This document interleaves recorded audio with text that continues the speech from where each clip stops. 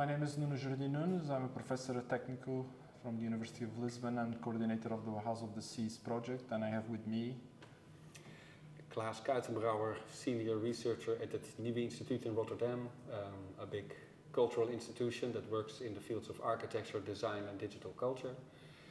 And at the Nieuwe Instituut, I initiated development of the Zoop organization model. Okay, so Klaas, so the Zoop was a big inspiration for the project when we were designing it in what we called an interspecies assembly, the idea that we need to make decisions with more than humans, more than just us humans. Can you explain what is the Zoop model?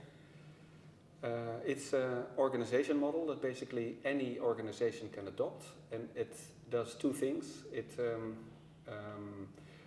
makes the interests of other than human life part of organizational decision making and through a governance structure. And with that governance structure in place, it puts the organization on a learning trajectory to figure out how it can become symbiotic with the ecosystems it participates in. Okay.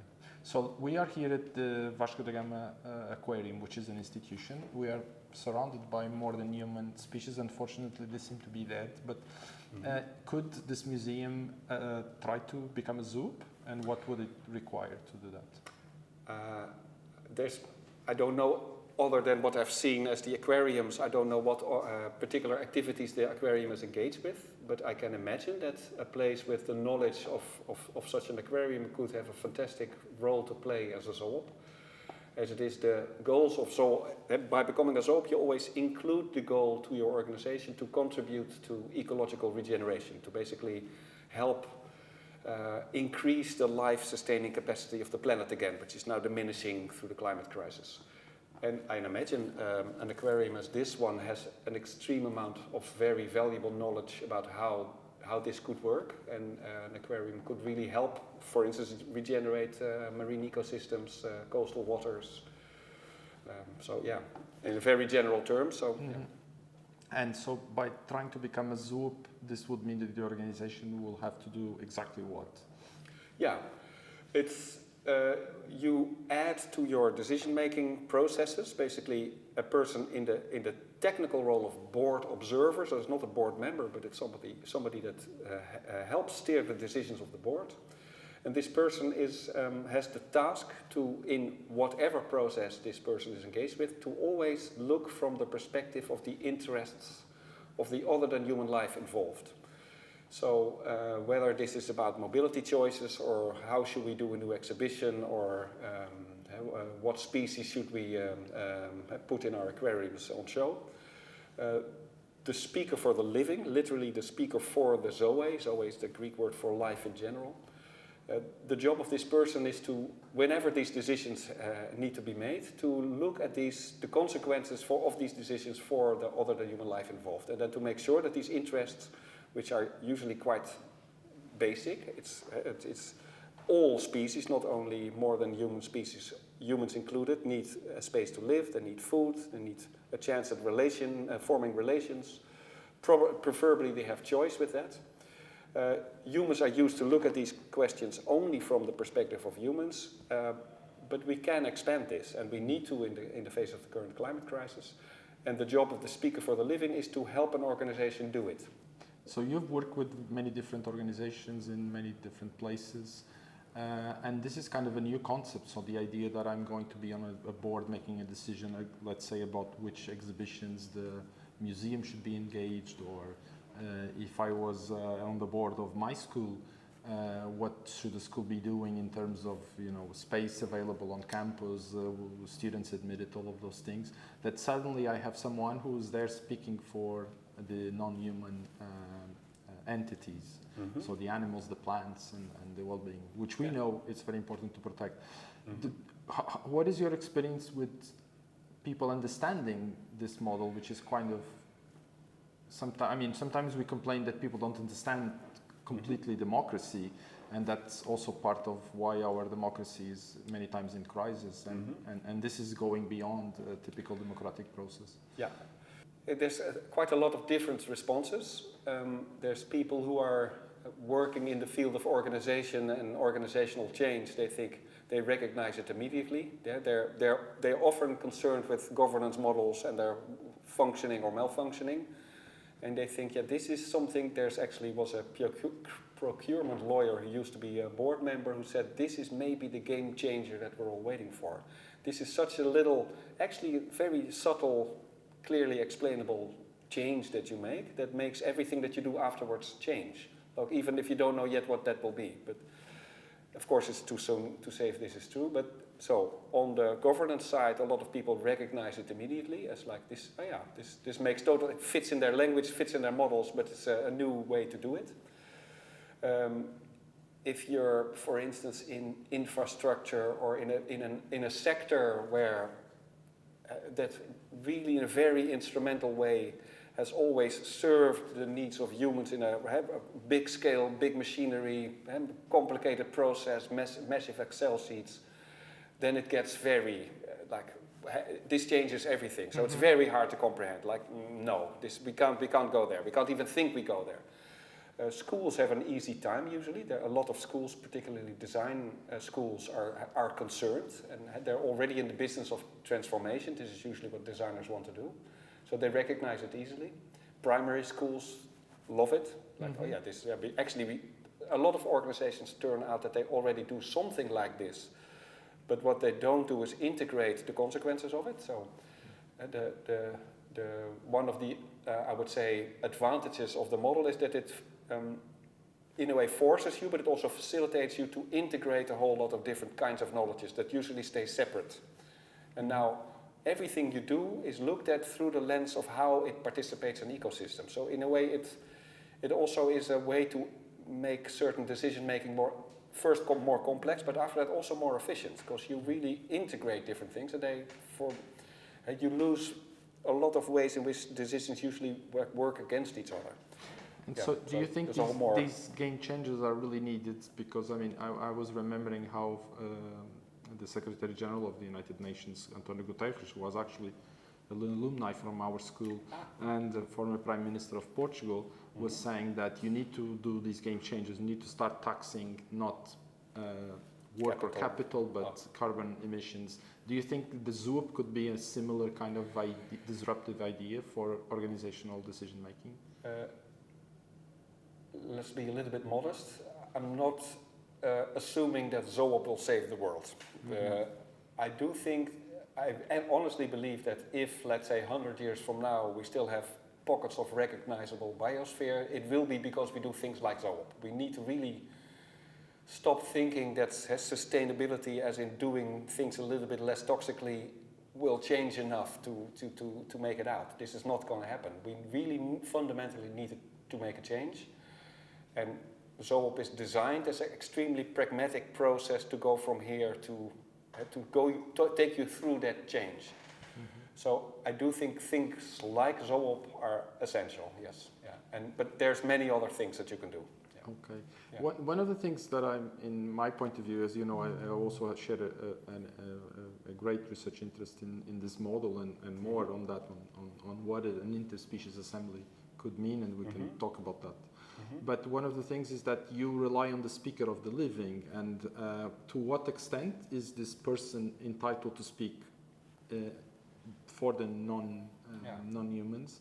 First. Second, what type of agency? So let's say I was thinking typically we look at these people as more the radical activism, people that will be for the rights of non-human entities. Do you think that this could also become a source of conflict within organizations? Funny enough, you never hear these questions asked of, for instance, a union, where a union speaks on behalf of laborers, and it's exactly the same logic, and it's supposed to be extremely kind of evident that a union can actually serve the interest of its members and of the laborers in various different circumstances. So I think this is a good metaphor, actually, a speaker for the living. So you have to understand that Zoop, we really don't want to work from this fundamental distinction between humans on one side and other species as the rest of the world. So if you do not do that, then this difference is also less of a problem. Then And the ability of a speaker for the living is then one more of empathy, of understanding the labor that, in this case, for instance, trees do, and whales do, and krill does, and jellyfish do, and to see how that labor can be accounted for in an organizational decision. So this is quite different than ecological services, which so this maybe gets a little bit abstract, maybe you can cut it out later, but otherwise allow me, where a forest is understood as a kind of, an accumulation of capital. And once it becomes capital, the problem is that it becomes interchangeable. Then this is 1 million euro worth of forest, so that's like one night yacht. Of course, it's not a yacht, but by calling it 1 million euros, it becomes the equivalent of a yacht. And this is the problem, because you don't want that. So if you say it's labor that these trees do, it's also labor that these highly skilled laborers, only these trees can do this labor, then you don't have that problem. And then the speaker for the living says, no, but look at what these trees do. Look at what they do for other species. Look at what they do for birds, for mosses, for ferns, for mycelia. We need these laborers, you need these laborers in your team, and this is how you can take care of them. This is their job. Yeah, so one of the things is that you're coming from the Netherlands, and many of these ideas are probably easier to implement, I'm not sure, in the north rather than in the south of Europe. So in the Bauhaus of the Seas we have the north and the south. So we have the southern cities like Lisbon, Oeiras, and Venice, and Geneva. I'm calling Venice the south because it's a southern country, and then you have the north with the pilots in the north. We know that at this stage the process is only starting, but from the conversations, have you noticed any difference between the north and the south with respect to the Zoop? I think, let's say, the trust in governance models is maybe something that I'm also not sure if it's correct to actually trust these governance models. So I think that's something that is a little bit, let's say, easier in the north. That if you change a governance model, that things actually change. So, but it's not only a governance model; it's also this learning process.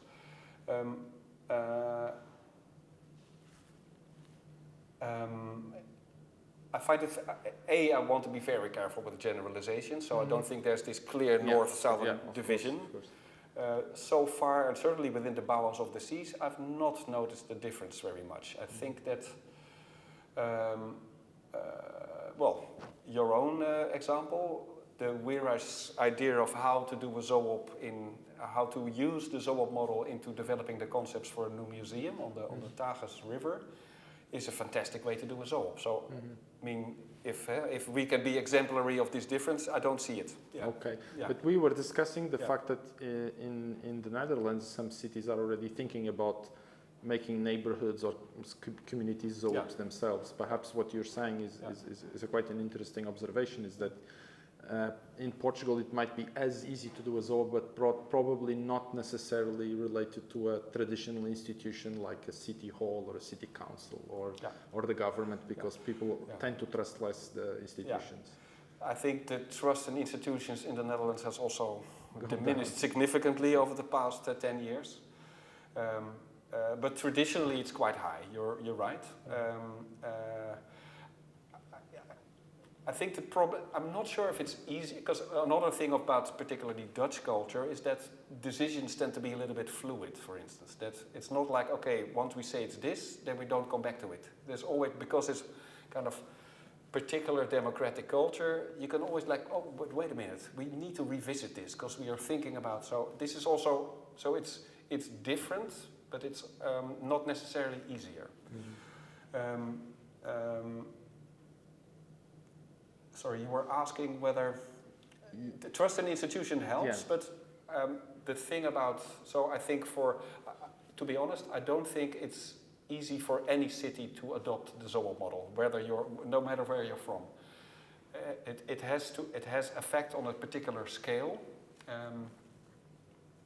So I think for a city entirely to become a Zoop, you first need to have a couple of Zoops that already kind of let's say, share this practice in particular circumstances. In a way, it's the notion of pilots we are trying to do in the Bauhaus of the Seas. You need examples that this works, that have less friction and less stakes, and then hopefully the model will be able to scale.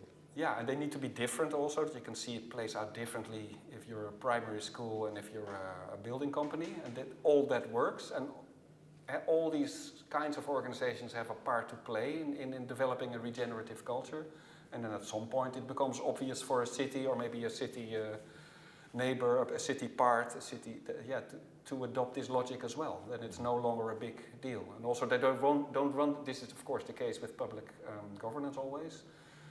You have to defend your decisions in the face of the public, and there's always somebody who disagrees, and this will not stop. So you have to be pretty on pretty safe ground on a city level in a democratic country to make such a decision for everybody, and and this is risky. Yeah. Another topic that we've been discussing, which is part of the research, is moving a little bit away from the Zoop, more into this idea of an interspecies assembly. So if you had an interspecies assembly of the Tagus River, which is the case study that we've been working on with Lisbon and the Oeiras, who would be the entities that you would like to have represented in this Tagus River assembly, let's say, apart from the humans, of course, or the authorities, the stakeholders. And here, when you're looking at different species, one of the challenges I've faced in the research that I've been doing is the temporal, the population scale. So a typical assembly of humans would say, if Lisbon has a number of inhabitants and Oeiras has less inhabitants, half of the inhabitants, perhaps we should, in a democratic representative process, we should have double the representatives of Lisbon than we have of Oeiras in an assembly. And if you looked at all of the cities surrounding the Tagus River, you could do an assembly where you have the representatives depending on the proportion of population of each city. When you look at a complex ecosystem like the Tagus River estuary, things become quite complex because you have bacteria that might have days, weeks, hours of lifespan and are at millions. And then you can have dolphins that can live up to 40, 60 years. And we have very few of them. And you could have salt marshes, trees, that can live for hundreds of years. Have you thought about that? And what are your...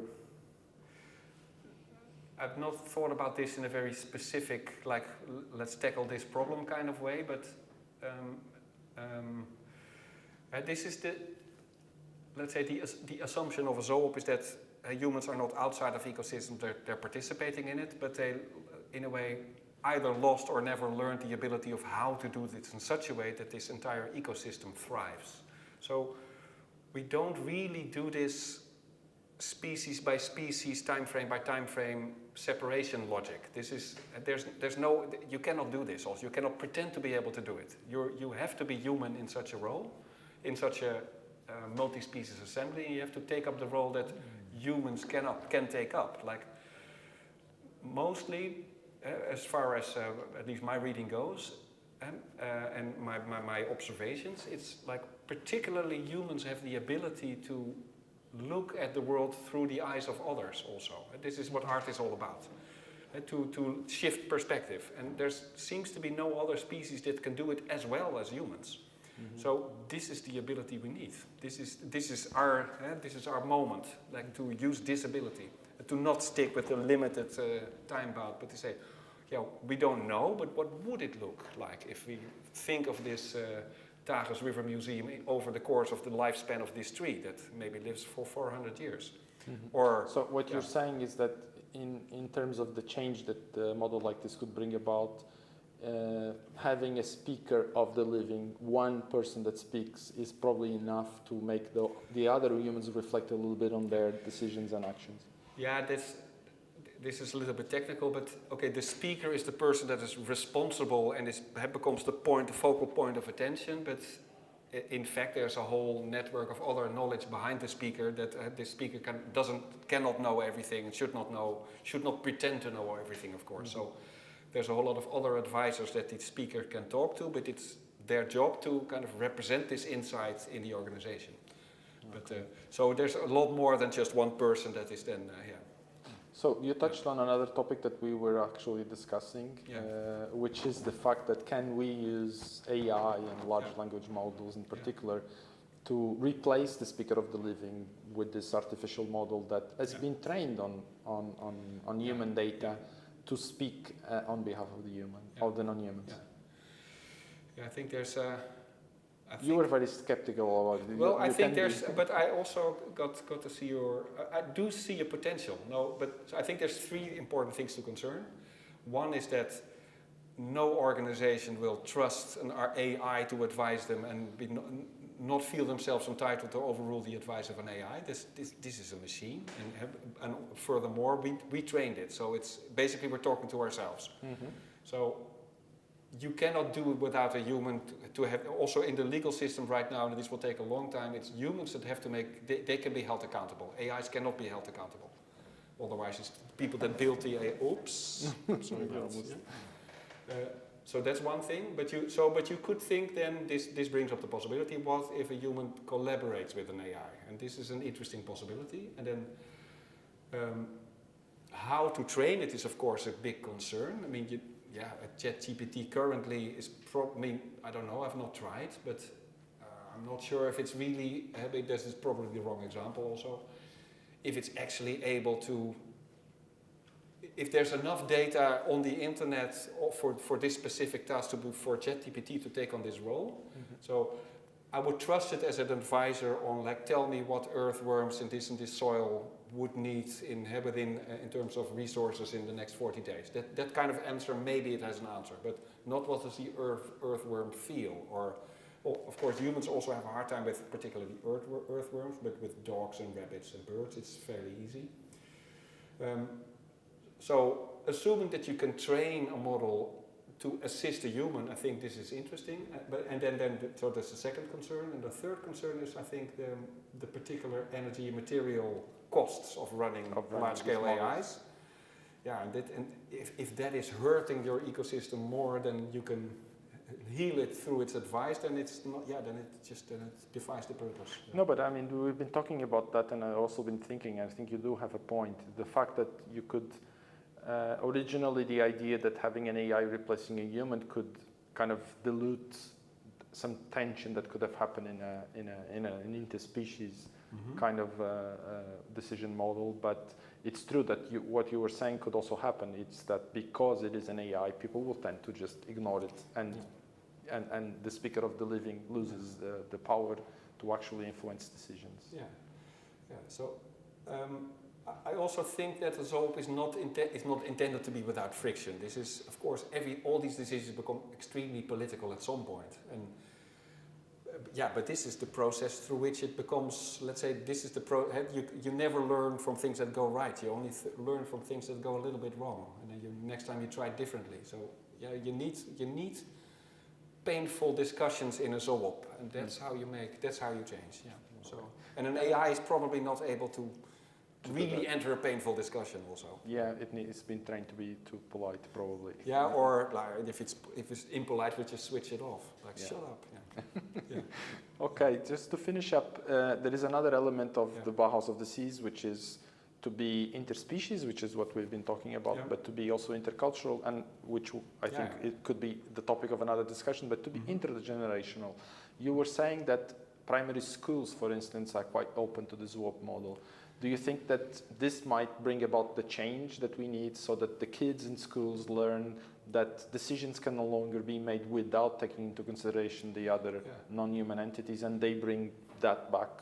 Or will they get old as we did and still learn it in the hard way?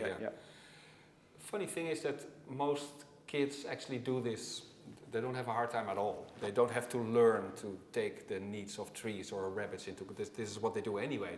They're at this moment, these schools are more geared towards unlearning this and to no. You have to become a responsible citizen at some point. This is I don't know. At some point, it's called childish behavior, or you feel that it's childish behavior. You're no longer supposed to do it. So I think it's actually more leaving that ability intact rather than adding it on top. So this is also why it sits so well into primary schools. And there's a lot of schools are already concerned with greening their playground, greening their building, and a lot of schools that already, in the Netherlands you have this old tradition of have the little school garden, school plots. And usually at the last year of school, every kid has their one little plot and they take care of it for 1 year. And they grow potatoes and courgettes and whatever. and meet all kinds of species, and then the next year it goes to the next kid. So this is already, so a lot of stuff is already in place, and the novel bit is that you no longer say like you stop behaving like this, but you say no, this is we can learn from kids. Like what do you think this tree thinks about this? And then of course you can add a lot of specific questions to that, like what does this tree actually need? Not what do you think it needs, or what would you like it to need? No, what does it actually think you need? What do you think it actually needs? Like, and this so to integrate to build, let's say, trustworthy knowledge, not just imaginary knowledge, into primary schools, I think is a very powerful change. Yeah. Mm-hmm. Yeah. So can we expect that it's going to be through that generation, or do you think we could bring about this change in our generation? Yeah. We don't have time, really. It's going really very fast. So also our generation needs to up their game. Do something about it. Yeah. Okay. No, and like 5 years ago we thought we had time, but it's clear we really don't have time anymore. Yeah. Okay, let's hope that then by the end of the Bauhaus this would be amazing. Yeah. Okay. Thank you. Thank you, Klaas. Yeah.